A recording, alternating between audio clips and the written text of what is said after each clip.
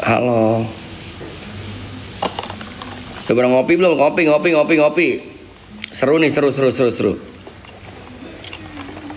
This is the first time live gue terkonsep. Ini pertama kali gue meniatkan diri untuk live di TikTok untuk konsep. Apa konsepnya? Gue akan membuat bukan klarifikasi sih. I'm gonna talk about Erika's issue, kasusnya Erika, case-nya. Gue akan bedah satu-satu di live ini, termasuk drama-dramanya yang kalian juga mungkin udah notice di luar sana. So this is my first time live TikTok dengan tujuan dan juga konsep. Biasanya kan gue live kalau nggak buat nge-DJ, buat gabut. Ini pertama kali gue meniatkan diri dan menyempatkan diri untuk live di TikTok untuk membuat satu statement yang bisa mungkin kalian telan atau juga mungkin kalian ada yang nggak terima, ada yang terima, silahkan. So balik lagi, pendapat dan opini adalah ke diri masing-masing, oke? Bisa kita mulai?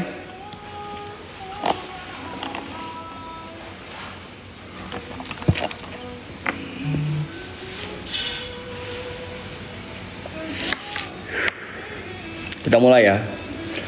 Gue akan bedah satu-satu sedetail mungkin, serinci mungkin. So buat teman-teman yang mau screen record, all good. Gue akan bedah di sini. Kita mulai.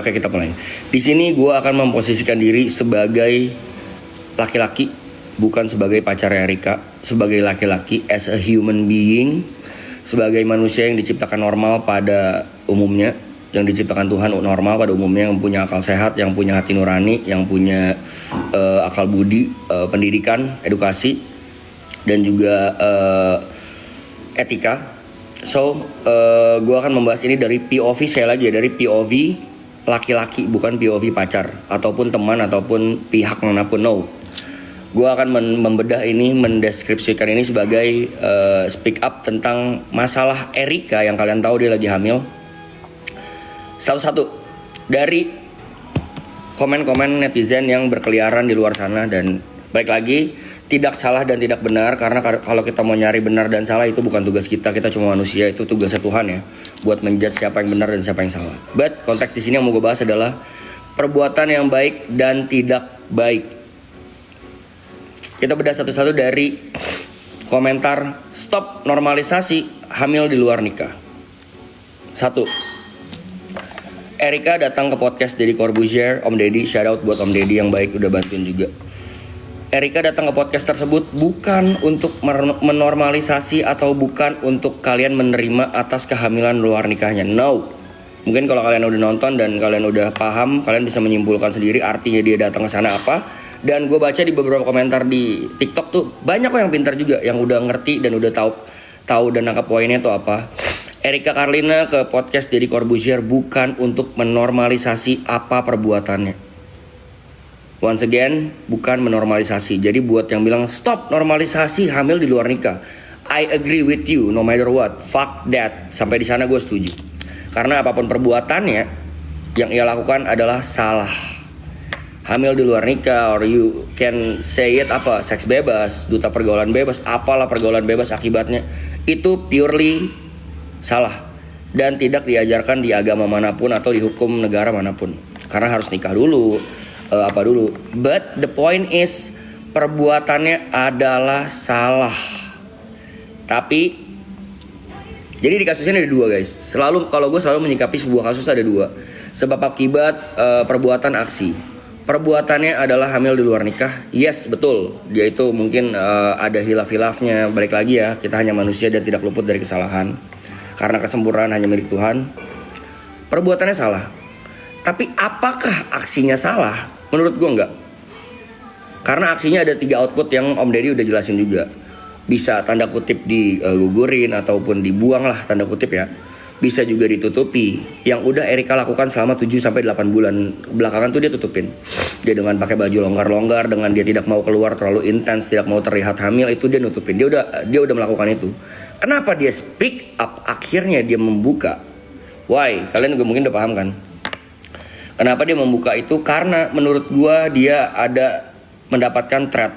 Apa itu threat? Ancaman berupa lisan ataupun verbal ataupun bukti chat ataupun apapun itu yang membahayakan karir dan juga dirinya, apalagi anaknya. Karena ancaman tersebut menurut gue as a human being, balik lagi, itu nggak bisa dinormalize. Itu yang menurut gue poinnya harus kalian camkan, bukan normalize perbuatannya. Nope. Yang menurut gue harus ditolak keras adalah pengancaman dan juga perbuatan tidak menyenangkan yang dilakukan oleh pihak sana, pihak cowoknya. I'm not gonna say the name, gue gak mau mention juga. Adalah berupa sebuah pengancaman di grup WhatsApp yang bukti-buktinya sudah kami pegang pasti. Jadi kita nggak mau ngomongin orang dari kata si ini gini loh, kata si ini gini loh. No. Kita punya semua dan juga kita tahu semuanya dari bukti, berdasarkan bukti. So yang mau gue bahas di poin 1 tadi, gue setuju banget sama teman-teman yang komen stop normalisasi hamil di luar nikah. Ya I agree with that. Cuman yang mau gue tanggapi adalah perbuatan baik atau tidak baiknya. Perbuatan tidak baiknya betul di perbuatan. Cuman aksinya menurut gue Erika sangat respectful as a mom, as a woman. Dia memilih untuk tidak membuang janinnya dan memilih desisi untuk membesarkannya sendiri dan juga melahirkan. Apalagi dia juga tidak meminta pihak manapun untuk bertanggung jawab. Nonton podcastnya baik-baik, dia tidak meminta. Jadi ada yang komen kayak gini, waktu bikin diem-diem, waktu udah kejadian koar-koar, terus minta tanggung jawab. Nope, you got it all wrong. Don't get me wrong ya, Erika tidak pernah meminta tanggung jawab sama sekali, at all. Jadi tujuan Erika kesana sekali lagi untuk meminta bantuan karena dia tidak punya siapa-siapa pada saat itu selain teman-temannya, keluarganya dan juga gue. Dia meminta tolong kepada orang yang menurut dia bisa membantu, which Om Ded, untuk membantu dia menangani kasus yang katanya ada omongan dan kita udah lihat chatnya itu adalah ancaman yang dia stres mungkin seminggu atau berapa lama terakhir sebelum dia ke Om Ded tuh dia stres, dia mengalami mual-mual, dia juga flek karena dia tanya ke dokter, orang hamil tuh gak boleh stres, harus happy, harus makan yang bergizi. Dia gak bisa makan karena mual, dia muntah-muntah mulu setiap makan karena mual. Dan juga dia flek berkali-kali, yang gak sekali 2 kali, itu karena dia stres, gak bisa tidur, which itu mengganggu pertumbuhan janin dan juga kesehatan dia. Makanya dia minta tolong Om Deddy buat, Om tolongin saya lagi ada masalah, saya diancam bla bla bla bla bla sama laki ini. Menurut gue as a human being, apapun ancamannya, apapun gibahnya di grup tersebut, bro, you are not human. Karena Tuhan ciptain lu tuh konsepnya bukan, ciptain manusia, kita sebagai manusia tuh konsepnya bukan kayak gitu. Dan gue juga pernah bahas ini, kalau lu gak bisa berbuat baik, minimum banget jangan jadi orang jahat deh. Kedua, masalah podcast, masalah stop normalisasi menurut gue udah clear ya, oke? Masalah kedua adalah ini yang gue lumayan muak ya. Masalah circle bahagia yang memparodikan kehamilan Erika. Bro, gue sebenarnya mungkin kalian lihat postingan gue kemarin dan menurut kalian, Brevi you need to speak up, Brevi you need to speak up, Brev, Vicong lu harus ngobrol, lu harus ngomong, lu harus speak up tentang ini. I was asking Erika. Gue berkali-kali minta, sayang, if you need a cover, tell me apa yang harus aku cover. Kalau kamu butuh bantuan, tell me apa yang bisa aku bantu. Gak usah sayang, I can handle it myself. Gak usah, aku bisa urus sendiri, gak usah gini. Perlu gak aku ikut campur? Gak perlu gini. Sampai Erika ngelihat video parodi tentang itulah ya. Mungkin kalian semua udah tahu kan. I'm not gonna say the name, sekali lagi gue gak akan mention siapa namanya. Kalian udah pada gede, kalian juga tahu videonya viral banget. Yang memparodikan atau mungkin bahasa gue tuh mocking. Mocking tuh artinya mengejek orang atau meniru sesuatu perbuatan yang menurut mereka lucu dan bisa dibercandain. Back again, gue juga tadi baru posting. Dan akhirnya Erika mengizinkan gue karena dia udah gak tahan dan gak kuat terhadap ejekan-ejekan dan hinaan yang ditujukan kepadanya. Karena tidak objektif, balik lagi. Tidak objektif kenapa? Karena menurut dia tidak pernah menyenggol siapapun, dia gak pernah berurusan sama siapapun. Even gue juga tidak pernah punya masalah sama siapapun circle-nya. Kalau sama orangnya iya pernah. dia nggak kuat dan dia bukan meminta bantuan, dia mengizinkan gue untuk involve ke kasus ini. Kasus yang mana bang? Kasus yang circle bahagia ini. Gue nyebutnya circle bahagia karena videonya mereka bahagia banget. Mereka seneng, mereka membuat ini terlihat lucu dan juga seru gitu. But I think it's not cool bro. Akhirnya gue minta izin, sayang boleh gak untuk di ini aja, di kasus yang ini aja yang kamu diceng-cengin, diledek-ledekin di video tersebut, boleh gak aku ikutan?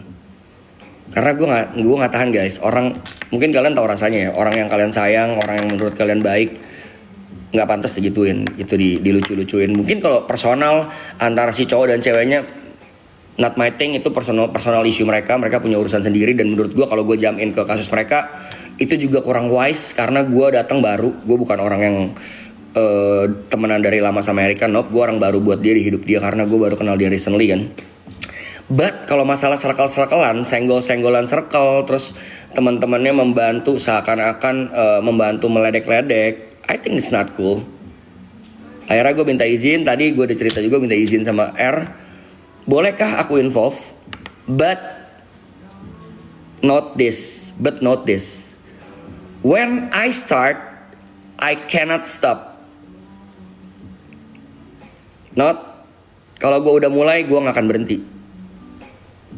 Sampai ujung masalahnya selesai baru gue akan quit dari gamenya.